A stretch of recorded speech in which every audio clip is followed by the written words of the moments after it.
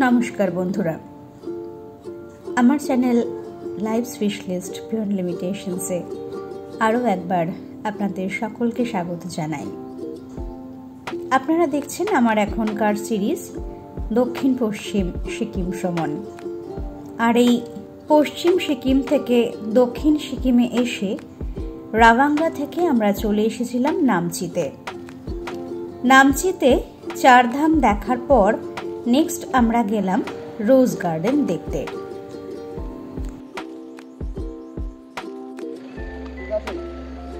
রোদে ঘুরে চারধামে ঘেমে নেই, একেবারে অস্থির অবস্থা, প্রচণ্ড রোদ উঠছে আজকে। আর চারধাম ঘুরে এখন এসেছি রোজ গার্ডেন দেখার জন্য। রোজ দেখুন, আমার পিছনে যা কিছু দেখছেন গোলাপি রঙের, সাদা রঙের, সব গোলাপ, একেবারে পুরো গোলাপের জঙ্গল বলা যায়। তার সাথে কিছু অন্য ফুলও রয়েছে আবার, যেগুলো পাহাড়ি ফুল হয়। চলুন এবার কিছু বড় গোলাপ দেখাই।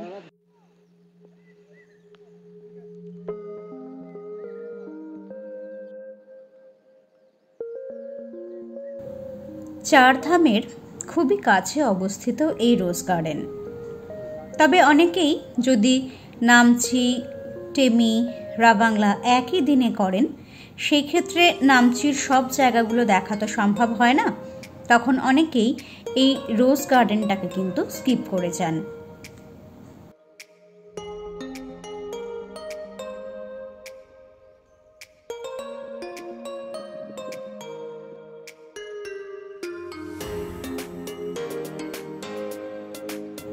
এখানে 100টিরও বেশি প্রজাতির গোলাপ রয়েছে। আর শুধু গোলাপই নয়, তার সঙ্গে নানা ধরনের ফুল এবং অন্যান্য গাছও কিন্তু এখানে রয়েছে। পুরো জায়গাটায় একেবারে সবুজে ভরা। আর এখানে যে উঁচু জায়গাটা রয়েছে, সেখান থেকে চারপাশের পাহাড়ের দৃশ্যটা দেখতেও বেশ ভালো লাগে। আমি দেখলাম এখানে বাইরের ট্যুরিস্টদের তুলনায় লোকাল মানুষেরা কিন্তু অনেক বেশি আসেন।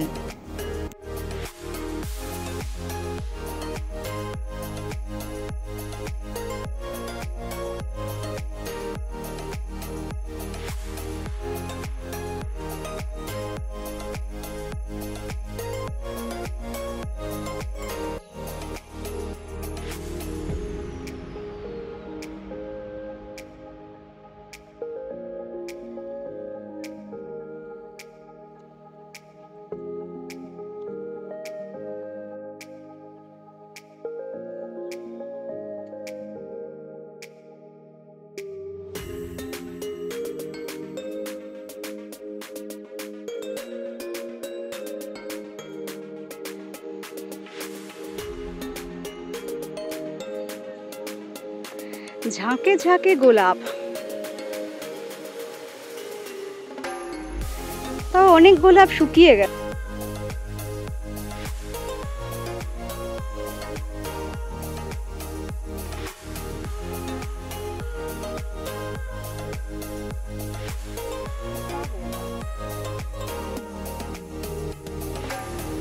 প্রায় 2 একর জমি নিয়ে এই রোজ গার্ডেনটি তৈরি করা হয়েছে। বুঝতেই পারছেন, পুরো বাগানটাতে এরকম সরু পথ করে দেওয়া রয়েছে, আর এই পথ ধরেই হেঁটে হেঁটে ফুলগুলোকে দেখতে হয়। পুরো গার্ডেনটা ভালো করে ঘুরে দেখতে গেলে এখানেও 1 ঘন্টা কাটাতে হয়, কিন্তু আমাদের তখনও অনেক জায়গায় যাওয়ার বাকি। আর সত্যি কথা বলতে তখন প্রচণ্ড খিদেও পেয়েছে, কারণ সকাল থেকে তো তেমন খাওয়া কিছুই হয়নি।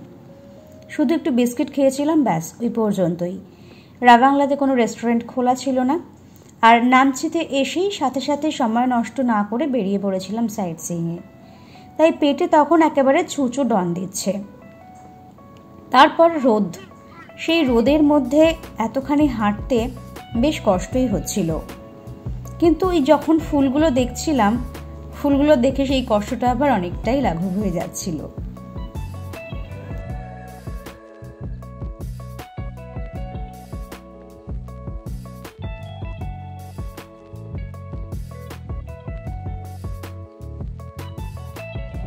রোজ গার্ডেনের মধ্যে বেশ সুন্দর করে চেয়ার টেবিল পেতে আবার একটু রেস্ট নেওয়ার বা বসারও জায়গা করা ছিল। এত লম্বা লম্বা গোলাপ গাছ,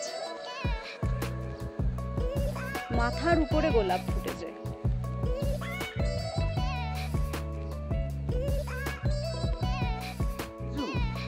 আছে কি কিছু তোমার খাওয়ার মতো? তোমার তো ডাল ভাত চাই। এখানে কি ডাল ভাত থাকবে? গার্ডেনের মধ্যে একটা হোটেলও ছিল, তবে সেখানে কেউই ছিল না, যার ফলে সেখানে কোনো খাবার টাবারও পাবো বলে আশা করতে পারছিলাম না। তবে এই হোটেলটা দেখে মনে হলো এখানে হয়তো থাকারও ব্যবস্থা আছে। পরে জানতে পারলাম যে হোটেলটি বর্তমানে বন্ধ রয়েছে।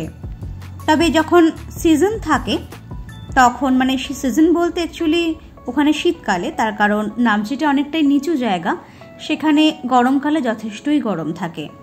তাই শীতের সময় বেসিক্যালি যখন সিজনটা আসে তখন কিন্তু এখানে থাকারও ব্যবস্থা করা হয়। এগুলো রডোডেন্ড্রনেরই কোনো একটা প্রজাতি শুনলাম, আর এই ফুলগুলো হয়েছে খুব সুন্দর চারধামে। নেক্সট আমরা গেলাম সাই টেম্পল বা সাই মন্দিরে। এই মন্দিরের পুরো নাম শ্রী সিদ্ধি সাই মন্দির। এখানেও দেখলাম কিছু মহিলারা গেটের বাইরে ফুল এবং অন্যান্য পুজো সামগ্রী নিয়ে বসে আছেন। তার কারণ এই সাই মন্দিরের মধ্যে আবার একটা শিব মন্দিরও রয়েছে। যাই হোক, আমরা আগে চলে গেলাম বড় সাই মন্দিরের দিকে, আর সেখান থেকে বেরিয়ে তখন আমরা শিব মন্দিরের দিকে গেলাম। বড় মন্দিরে তো ভেতরে ছবি এবং ভিডিও তোলা নিষেধ, সেই কারণে সেখানের ছবি বা ভিডিও তোলা সম্ভব হয়নি।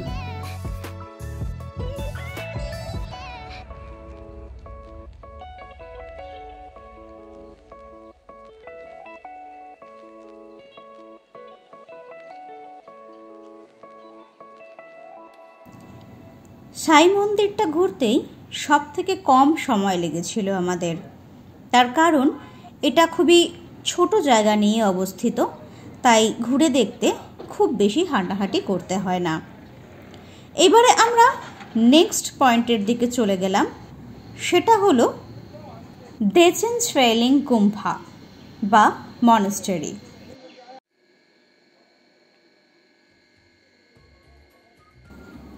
এটাই হলো দেচেনছুয়েলিং মনাস্টারি।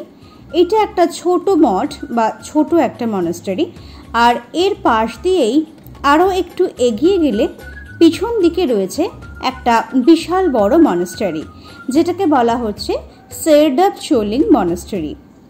এই জায়গাটারই আরেকটা নাম হচ্ছে অ্যালেদারা, সেটা তারও পিছনে আছে। আস্তে আস্তে এক একটা করে মনাস্টারি দেখে নিই। প্রথমে যখন মনাস্টারির সামনে গেলাম দেখলাম দরজা বন্ধ করা, কিন্তু বাইরে থেকে মনাস্টারিটা দেখতে খুবই সুন্দর লাগছিল। মনটা একটু খারাপ হয়ে গেল যে এত সুন্দর মনাস্টারিটা দেখতে এলাম আর দরজা বন্ধ।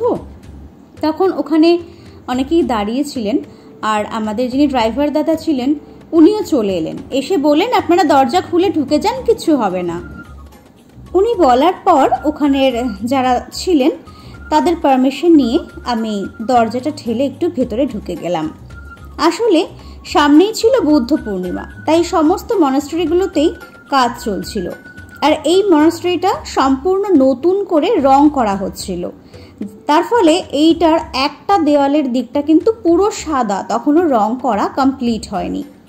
আমি আগে বৌদ্ধ মন্দিরের ভেতরে যে বিভিন্ন ধরনের মূর্তিগুলো থাকে সেগুলোর আগে একটুখানি ভিডিও করে নিলাম। কেউ কিছু বলেনি অবশ্য, আমি জানি না ওখানে ভিডিও করা উচিত হয়েছে কি না, কারণ ভেতরে তো মিস্ত্রিরা কাজ করছিল, আমি তাদের সামনেই ভিডিও করেছি, তারা কিন্তু আমাকে বারণ করেনি। কি সুন্দর আঁকছে শুধু একবার দেখুন, আর এত কালারফুল হয় না ওদের এই আঁকাগুলো, যে মানে ভীষণ সুন্দর লাগছিল। আমার তো মনে হচ্ছিল ওখানেই বসে বসে দেখি যে ওরা কিভাবে কি সুন্দর এরকমভাবে আঁকা আঁকিগুলো করছে। তখনও বেশ অনেকটা কাজ বাকি রয়েছে দেওয়ালের, অনেক জায়গা কিন্তু তখনও পুরো সাদা রয়েছে। সত্যি কি সুন্দর। আমরা যে গিয়ে দেখি মনাস্ট্রিগুলো এত কালারফুল থাকে, কত রং তারা ব্যবহার করে এই ছবিগুলো আঁকার জন্য। আর প্রথম অবস্থায় দেখুন ছবিগুলো কীরকম থাকে, আর তারপর রং হয়ে গেলে পুরো একদম ব্যাপারটা অন্য রকমের হয়ে যায়। এত কালারফুল করে ওরা এই মনাস্ট্রির রঙগুলো, আমার তো ভীষণ ভালো লাগে। যাই হোক, মোটামুটি ভিতরটা একটুখানি ঘুরে বাইরে বেরিয়ে এলাম। এসে বাইরের দিক থেকে যে মনাস্ট্রির গায়ে কারুকার্যগুলো রয়েছে, যে স্থাপত্যগুলো রয়েছে, সেগুলোও একটু দেখলাম। বেশ সুন্দর এই মনাস্ট্রিটা। আর পুরো মনাস্ট্রিটা একেবারে নতুন করে রং করানো হচ্ছে বুদ্ধ পূর্ণিমা উপলক্ষে। ওদের উচ্চারণের সাথে আমাদের উচ্চারণ অবশ্য মেলে না। ওরা কিন্তু এটাকে উচ্চারণ করছিল সারডুপ ছোলিং মনাস্ট্রি বলে। যাই হোক, ওদের প্রোনাউন্সিয়েশনটা আমার একটুখানি কমই মাথায় ঢোকে, কিন্তু যেটা মাথায় ঢোকে সেটা হলো যে এই মনাস্ট্রিটা কিন্তু অসাধারণ সুন্দর ছিল। এত সুন্দর ছিল যে আমার ছেড়ে আসতে ইচ্ছা করছিল না। আর মনাস্ট্রির উল্টো দিকেই রয়েছে বিভিন্ন মঙ্কদের থাকার জায়গা। এই মনাস্ট্রি থেকে বাইরের দিকে বেরিয়ে গিয়ে রয়েছে একটা অ্যালেদারা বলে একটা ভিউ পয়েন্ট। যদিও সেই সময় এতটাই মেঘলা আকাশ ছিল যে আমি তো ওখান দিয়ে বেরিয়ে গিয়ে আর কোনো ভিউ পয়েন্ট থেকে কোনো ভিউ খুঁজেই পেলাম না। শুধু এই ছোট্ট একটা প্যাগোডা মতন দেখলাম। সেটা দেখে আবার আমি ওই সারডুপ ছোলিং মনাস্ট্রির ওখানে চলে এলাম। এখানে তখন বেশ একটা উৎসব ব্যাপার চলছে, প্রচুর লোকজন রয়েছে। আর পুরো মঠটা দেখুন নতুন করে রং করানো হয়েছে বলে একেবারে পুরো ঝকঝক করছে। এরপর আমি আবার যে সামনের দিকের যে ছোট মনাস্ট্রিটা ছিল, যে দেচেন ছোলিং মনাস্ট্রি, আমি এবার সেই দিকটায় চলে এলাম। সেটা মঠটা ছোট হলেও ভেতরটা কিন্তু বেশ সুন্দর সাজানো গোছানো।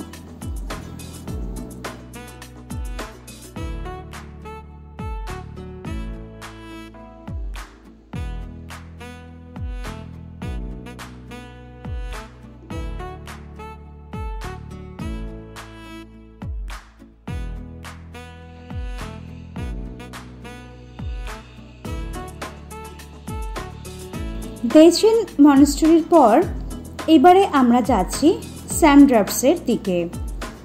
পথে চলতে চলতে এই জায়গাটা সম্পর্কে আপনাদের একটু ধারণা দিয়ে দিই। আপনারা অনেকেই হয়তো এখানে গেছেন, আর যারা যাননি তাদের জন্য দু একটা কথা বলে রাখি। নামচি শহর থেকে একটু উপরের দিকে এই স্যামড্রাপসে যে মঠই বলা চলে এটাকে, এটাও একটা মনাস্ট্রি। এখানে বেসিক্যালি রয়েছে গুরু পদ্মসম্ভবের একটা 135 ফুট উঁচু মূর্তি। আর সেই মূর্তির ভেতরেই রয়েছে একটা মঠ বা একটা মিউজিয়াম বলা যেতে পারে। ভেতরের তো ছবি বা ভিডিও তোলা যায় না, বাইরে থেকে যেটুকু দেখা যায় সেটুকুর ভিডিওই তোলা যায়। এই জায়গাটা বা এই জায়গাটার যে আর্কিটেকচারটা রয়েছে সেটা কিন্তু অনেকটাই বুদ্ধ পার্কের, যেমন বুদ্ধ মূর্তির ভেতর দিকটায় যেমন পুরো একটা জায়গাটা রয়েছে, ওখানে মিউজিয়ামের মতো রয়েছে, যেখানে বুদ্ধদেবের জীবনের সমস্ত ঘটনাগুলোকে চিত্রের মাধ্যমে ফুটিয়ে তোলা হয়েছে। তেমনই এই মূর্তির ভেতরের দিকটাতে পুরো একটা মিউজিয়াম মতো রয়েছে। আর মেইন মঠটা একেবারে মূর্তির ভেতরে অবস্থিত। আর বাইরে রয়েছে বিভিন্ন গুম্ফা এবং অন্যান্য ছোটোখাটো জায়গাগুলো। আর রয়েছে দুখানা বিশাল বড় বড় প্রেয়ার হুইল।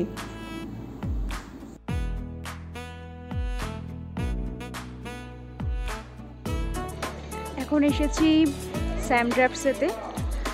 পিছনে দেখা যাচ্ছে গেটটা।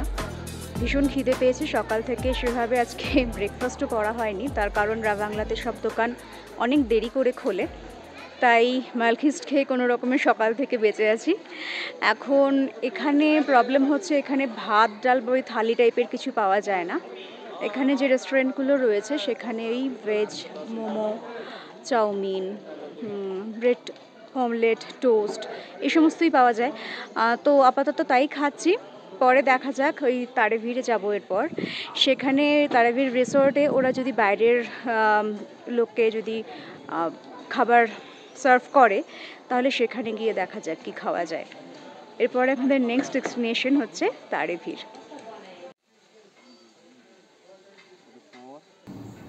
দুজনেরই প্রচণ্ড খিদে পেয়েছিল, কিন্তু কিছুই করার নেই। পার্থ ডিম টোস্ট খেলো আর আমি চাউমিনের অর্ডার দিলাম।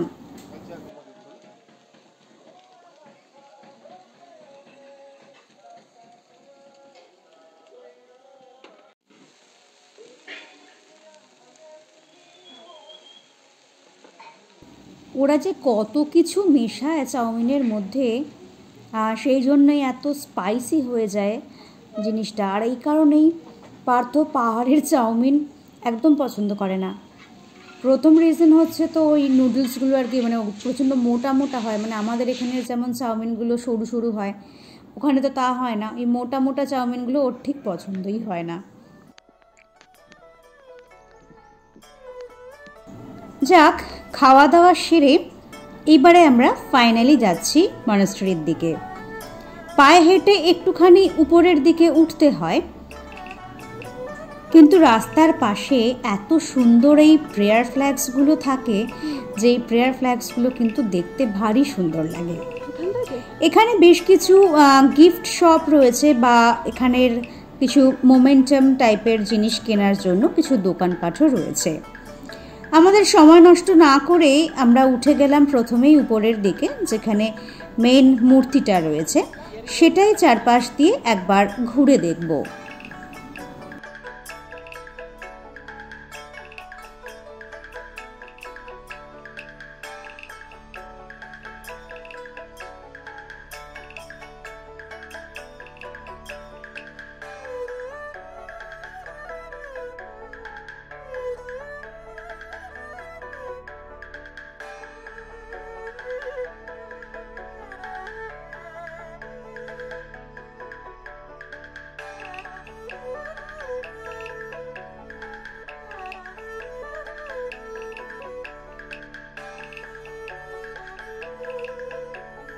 স্থানীয়রা মনে করেন যে এখানে গিয়ে যদি কেউ কোনো উইশ চায়, মানে কেউ যদি কোনো ইচ্ছা প্রকাশ করে, তাহলে নাকি সেই ইচ্ছেটা অবশ্যই পূরণ হয়।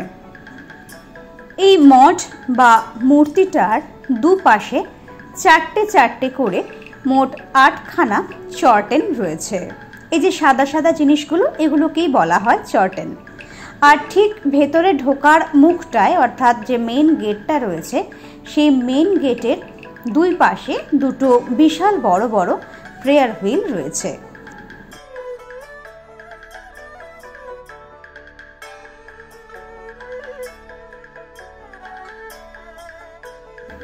মেইন গেট দিয়ে ভেতরে ঢুকে আমি তো ভেবেছিলাম যে ভেতরে নিশ্চয়ই ফটোগ্রাফি বা ভিডিওগ্রাফি অ্যালাউড থাকবে না, কিন্তু দেখলাম সবাই বেশ মোবাইলে ছবিও তুলছেন, ভিডিও করছেন। আর ওখানে একজন ছিলেনও, তিনিও কোনো বাধা দিচ্ছেন না, তাই আমিও ভেতরে একটুখানি ভিডিও করেই ফেললাম। এমনিতেও মোটামুটি প্রতিটা মঠেরই ভেতরের দৃশ্যগুলো একেবারে কমন থাকে। আমি এই দিন বেশ কয়েকটা মনাস্ট্রিতে গিয়েছিলাম একসঙ্গে পরপর। অলরেডি দুটো মনাস্ট্রিতে ঢুকে গেছি, এইটা নিয়ে তৃতীয়টা।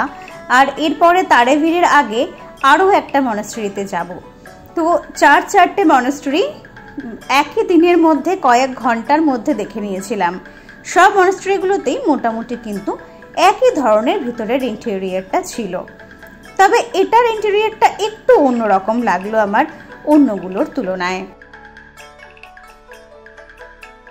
এবারে আমরা একেবারে উপরের দিকে উঠে গেলাম, যেখানে জায়গাটা পুরোটা গ্রিল দিয়ে ঘেরা।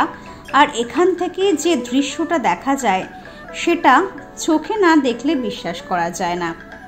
আসলে এই জায়গাটা এতটাই উঁচুতে যে আকাশ পরিষ্কার থাকলে এখান থেকেই কিন্তু দার্জিলিং, নামচি টাউন, কালিম্পং, এমনকি মাউন্ট কাঞ্চনজঙ্ঘা এবং তার সাথে নেপালেরও পূর্ব দিকের কিছুটা অংশ দেখা যায়। কিন্তু সেই দিন সেই সময় এতটাই মেঘ আকাশে যে আমরা নিচের আই লাভ নামচির বাইরে আর কিছু দেখতেই পেলাম না।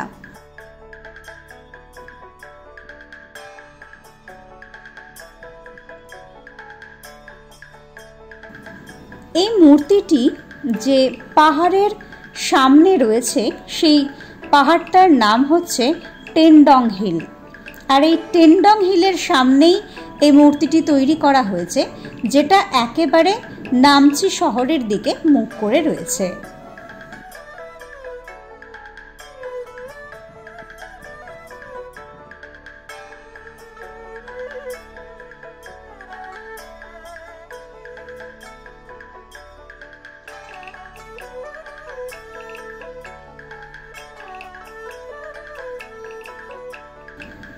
স্যামড্রাপসে ঘোরা শেষ হয়ে গেল।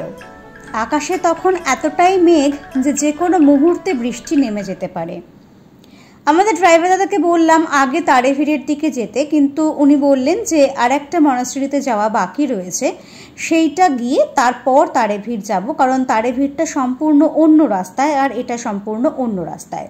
এটা না দেখে ওদিকে চলে গেলে আবার এদিকে ফিরে এসে এটা দেখা সম্ভব হবে না। তাই খুব তাড়াতাড়ি আমরা বললাম যে অ্যাজ আর্লি অ্যাজ পসিবল আমাদেরকে সেটা দেখিয়ে যত তাড়াতাড়ি সম্ভব সেখানটা আমি একটু ভিডিও করে নিয়ে সোজা বেরিয়ে যাব তারেভিরের দিকে। তার কারণ আকাশের অবস্থা কিছুই বোঝা যাচ্ছে না, এই রোদ উঠছে তো পরক্ষণেই আবার দেখছি মেঘ এসে পুরো জায়গাটাকে আচ্ছন্ন করে ফেলছে। আর আমার টেনশন বেড়ে যাচ্ছে যে আদৌ তারেভিরে গিয়ে কি কিছু দেখতে পাবো আমি, জানি না।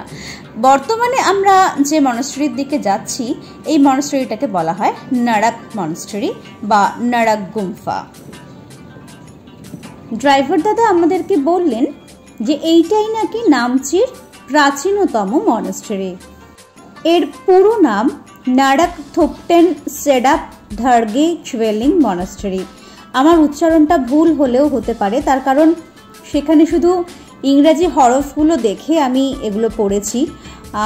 ওদের উচ্চারণ আমাদের উচ্চারণ কখনোই একরকম হবে না, তাই আমি মোটামুটি চেষ্টা করলাম আপনাদেরকে নামটা বলার। এক্স্যাক্ট উচ্চারণ হয়তো আমি করতে পারিনি, আমাকে ক্ষমা করে দেবেন। নামচি শহরের খুব কাছেই কিন্তু রয়েছে এই মনাস্ট্রিটা। বলা হয় চোগিয়াল গুরমেদ নামগিয়ালের শাসনকালে এই মনাস্ট্রিটি তৈরি করেছিলেন টেনজুং নামগিয়াল তার হাইনেস বা রানী পেন্ডি ওংমোয়ের জন্য। তবে আপনারা যতটা ঝকঝকে মনাস্ট্রি দেখছেন এটা কিন্তু আসলে নতুন তৈরি করা।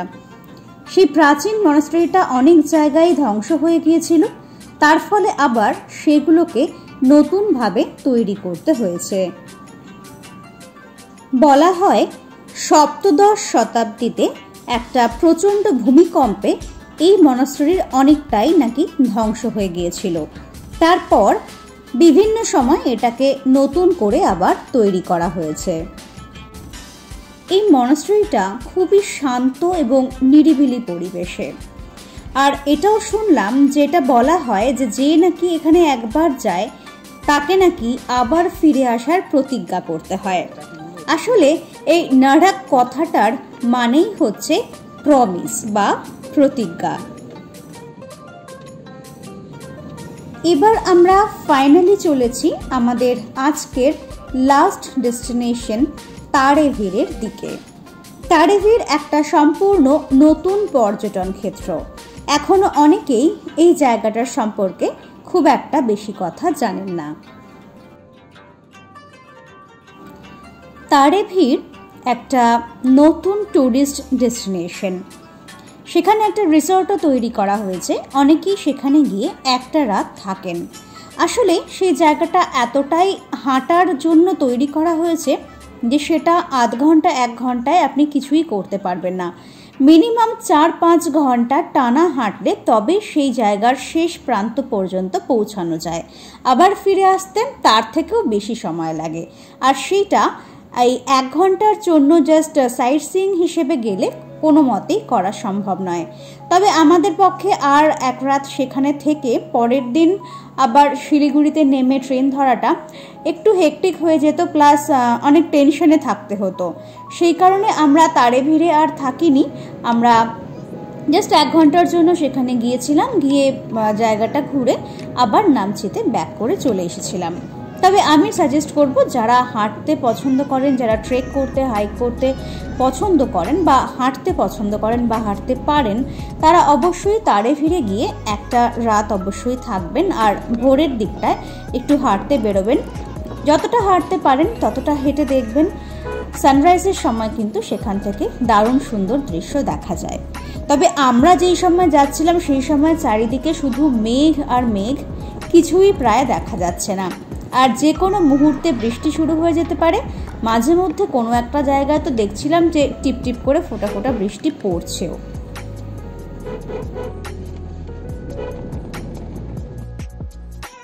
তারেভির যাওয়ার জন্য নামচি থেকেই আপনাকে ক্যাব বা লোকাল ট্যাক্সি ভাড়া করতে হবে, যেটা কিনা সাদামের দিকে যাবে।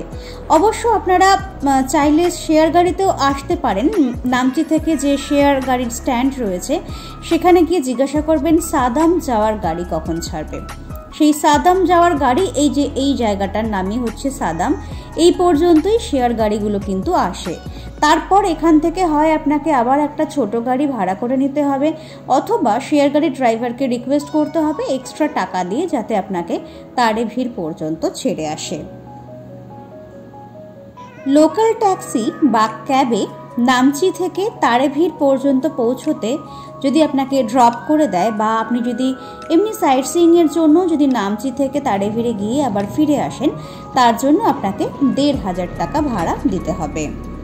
এটা কিন্তু আমি ছোট গাড়ির কথা বললাম। ১,৫০০ টাকায় আপনাকে তারেভির দেখাবে।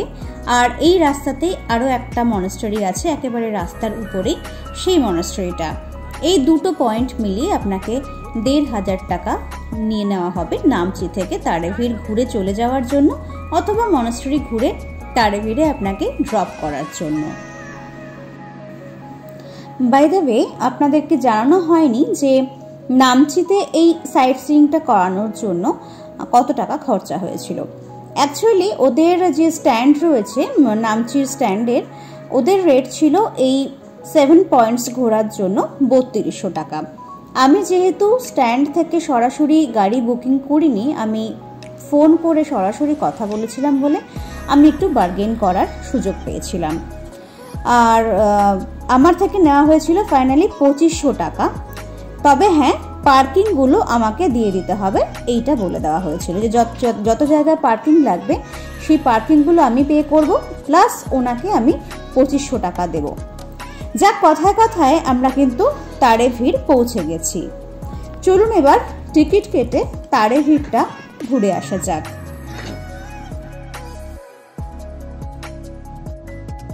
কাউন্টার ওদিকে।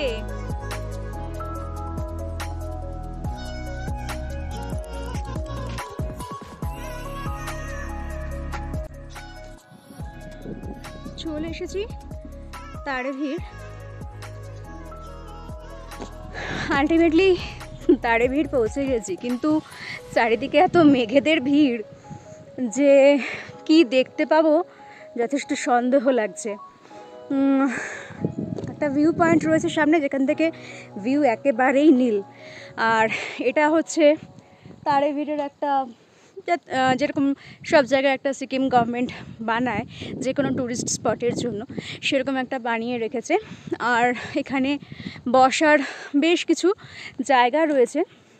দেখুন এই যে সিটগুলো রয়েছে, এই সিটগুলোতে বসলে পরে অনেকটা ভিউ দেখা যায়। এই মুহূর্তে দেখুন চারিদিকে শুধু সাদা আর সাদা, মানে পুরো মেঘ চারিদিকে, কিচ্ছু দেখা যাচ্ছে না। ফোঁটা ফোঁটা বৃষ্টি অলরেডি স্টার্টও হয়ে গেছে। দেখা যাক এবার কতদূর কী করা যায়।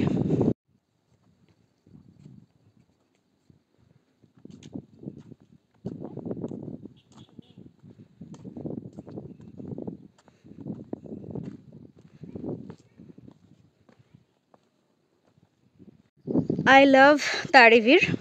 আর এখান থেকে স্টার্ট হয়েছে এই রাস্তাটা কত দূর গেছে তার কোনো সীমা নেই, কয়েক কিলোমিটার গেছে এই রাস্তাটা। এতখানি যাওয়া তো আমাদের পক্ষে সম্ভব নয়। আর দৃষ্টিতে শুধু দেখা যাচ্ছে সামনের এই পাহাড় চূড়াটা পর্যন্ত, তারপরে বাকিটা কিন্তু চারিদিকে শুধু সাদা মেঘ আর মেঘ। আর কাছের পাহাড়গুলো আবছা আবছা দেখা যাচ্ছে, আর দূরটা কিন্তু পুরো একদম সাদা চারিদিকে। কিন্তু এখান থেকে খুব ভালো ভিউ পাওয়া যায়, না পাওয়া গেলে সেটা আমাদের কপাল, কি করা যাবে।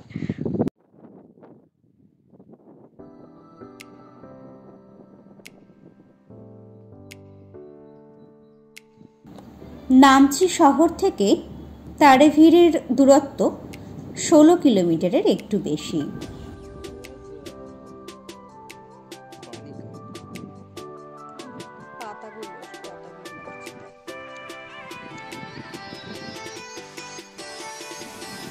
যে সিঁড়িপথটা আপনারা দেখতে পাচ্ছেন, এই সিঁড়িপথ চলে গেছে প্রায় 3 কিলোমিটার।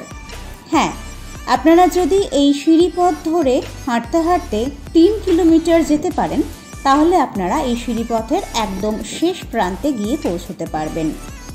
তবে এর জন্য মিনিমাম 3-4 ঘন্টা আপনাকে হাঁটতে হবে। আর যাওয়ার সময় তো খুব ভালোই লাগবে, কারণ ম্যাক্সিমামটাই নিচের দিকে হবে, কিন্তু ততটাই আপনাকে কিন্তু আবার উপরের দিকে ফিরে আসতে হবে। তাই যাওয়ার সময় যতটা না সময় লাগবে, ফেরার সময় তার থেকে অনেক বেশি সময় লাগবে, সেটা কিন্তু মাথায় রাখবেন। এই সিঁড়িপথের শেষ প্রান্তটা কিন্তু প্রায় 3500 ফিট নিচে। আমি যে বললাম না যে যাওয়ার সময় তো অসুবিধা হবে না, নিচের দিকে যাবেন, কিন্তু যখন উঠবেন তখন ভেবে নিন যে এই 3500 ফিট কিন্তু আপনাকে সিঁড়িপথ ধরে উপরের দিকে উঠতে হবে, যেটা যথেষ্ট কঠিন কাজ। যাই হোক, ভাবনা চিন্তা করে আপনারা ডিসিশন নেবেন। আমাদেরকে মাত্র 1 ঘন্টা সময় দেওয়া হয়েছিল, তার মধ্যে এটা করা কোনো মতেই সম্ভব ছিল না। তারেভিরের যে রিসর্ট রয়েছে, তারেভির রিসর্ট বলে, তো এখানের কন্ট্যাক্ট নাম্বার দিয়ে দিলাম, দেখুন আপনাদের পোস্টারে দেখে নেবেন। যদি কখনো মনে করেন এখানে যাবেন আর এই তারেভির রিসর্টে থাকবেন, তাহলে ওদের সঙ্গে আগে কন্ট্যাক্ট করে বুকিং করে তবেই যাবেন, কারণ থাকার জন্য কিন্তু একমাত্র এইটাই সম্বল। বেশ অনেক হোটেল কিছু আছে, তেমন কিন্তু নয়, একটাই মাত্র থাকার জায়গা, তাদের লিমিটেড রুমস, তাই অবশ্যই যাওয়ার আগে বুকিং করে নেবেন।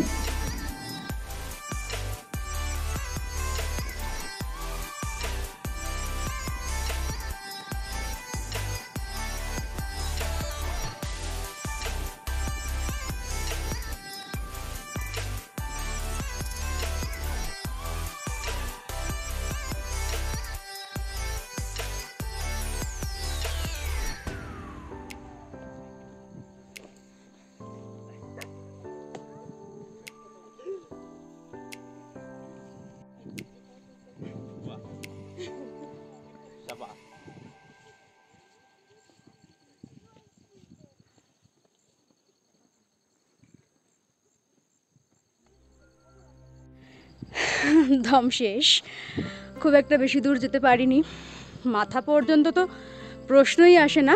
নিচে যে রিসর্টটুকু রয়েছে, জাস্ট ওটারই আপার পোর্শন পর্যন্ত গেলাম, গিয়ে আবার ব্যাক। কারণ এখন সত্যি কথা বলতে সারাদিনের পরে আর সেই এনার্জিও নেই যে এর থেকে বেশি যাব। আর পার্থ তো রাজিই হলো না কিছুতেই যেতে, ও বলছে না যেতে হবে না। আমি সেটাই ওকে বললাম যে আমরা যখন কেদারনাথ গেছি, এর থেকে কত কত বেশি হাঁটা হয়েছে, এটা না পারার কোনো কারণ নেই, কিন্তু ওই এক কথা, না কোনো প্রয়োজন নেই। আর সত্যি কথা বলতে চারপাশে এত ক্লাউড, ওখানে গিয়ে পৌঁছলেও কিচ্ছু দেখতে পাবো না, সেই কারণে আমি আর গেলাম না, একটু বসি। ড্রাইভার দাদার সঙ্গে কথা হয়েছিল, যদি আমাদের এই সাইট সিইংগুলো তাড়াতাড়ি শেষ হয়ে যায় তাহলে আমরা টেমিও দেখতে যাব। অ্যাকচুয়ালি এই 7 পয়েন্টসের সাথেই যদি টেমিটা ঘুরে নিতাম, তাহলে 2500-এর সাথে আর 1000 3500 টাকা দিলে আমাদের সেদিনই টেমি টি এস্টেটটাও কিন্তু ঘোরা হয়ে যেত, কিন্তু আর সেদিন সময় ছিল না। আমরা যখন ফিরছিলাম তখন এই যে তারেভিরের সঙ্গে আরও একটা যে মনাস্টারি দেখানোর থাকে ওদের 1500 টাকার প্যাকেজ, যেটা 2 পয়েন্টস, সেটা হচ্ছে এই মনাস্টারিটা, দেখুন একদম রাস্তার উপরেই। ভিতরে আর ঢুকিনি, কারণ তখন অনেকটাই বিকেল গড়িয়ে প্রায় সন্ধ্যা হয়ে আসছে। আমাদেরকে আবার নামচিতে গিয়ে হোটেল খুঁজে সেখানে চেক ইন করতে হবে, অনেক কাজ। সে সমস্ত থাকছে পরবর্তী পর্বে।